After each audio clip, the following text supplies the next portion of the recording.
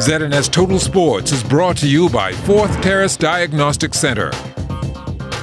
Good evening, Bahamas. I'm Amajal Knowles with your ZNS Total Sports. Another big night for Buddy Hield last night in the association as the Sacramento Kings welcomed the defending champion Golden State Warriors to the Golden One Center. From the jump, the Warriors blitzed the Kings. While it remained close, albeit high scoring, Golden State eventually broke through with a 15-0 run in the first to end the quarter, up 43-29. That wouldn't be the only 15-zip run of the game either. Second quarter was almost an entire 180 from the first, with the Sacramento Kings using a 15-0 run of their own to outscore Golden State 40-27 and head into the half, down just 70-69. Third quarter was also owned by the Kings, at least after the Warriors went on an 11-2 run to open the period. Following that, the Kings outscored the Warriors 32-15 and led 103-96. The Warriors would ultimately outscore the Kings in the fourth and pick up the win 127-123. Buddy Hield, however, finishing with 32 points on the night and a career-high 8 triples. In baseball news, with the Don't Blink Home Run Derby wrapping up yesterday, co-organizer Lucius Fox says his team has some big plans for next year. After this event, we'll make some adjustments. Whatever we felt didn't go right, we'll sit down and, bring new things every year. I can't give out too much right now. In volleyball news, the UB Mingos taking on the Lady Truckers in the MPVA. The Mingos looking to pull off a win, and the Truckers, well, just trucking along. The veteran Truckers came out strong and blew by the youthful Mingos, taking the first set 25-8. In the second set, the Mingos started to calm down and were able to focus, even forced 2 timeouts by the Truckers.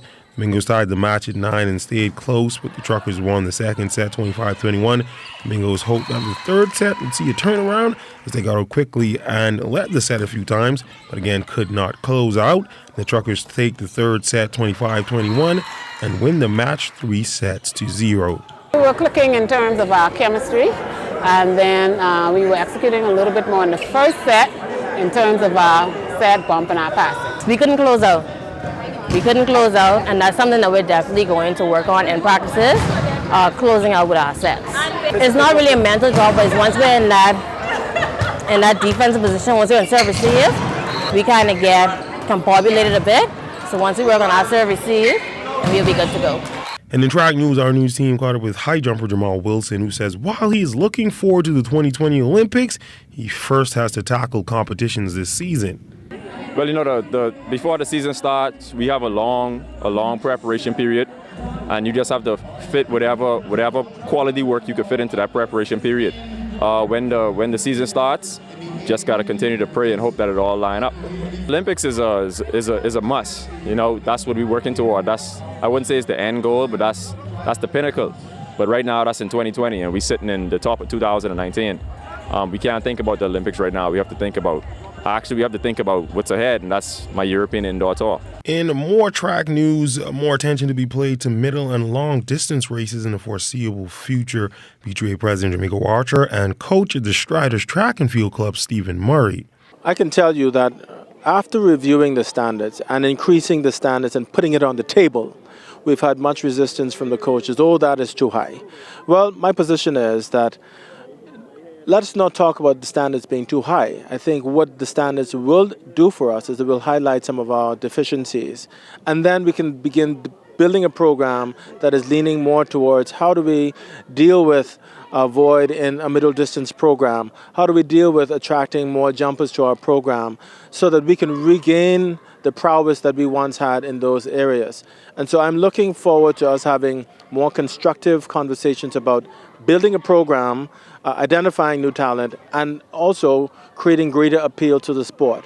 Because if kids out there love track and field, they will aspire to want to be athletes like Shawnee Millers and the Stephen Gardners and the Chavez.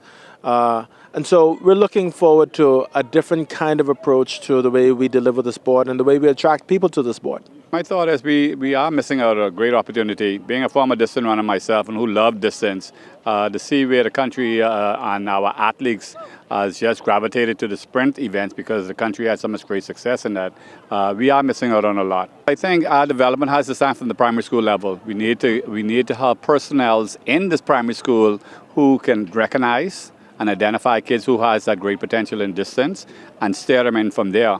Everything we do right now is you can't wait till high school because the mindset has already changed.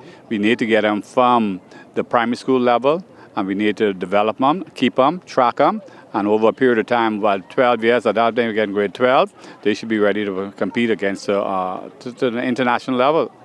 And that's been a look at sports. A quick check on weather is up next.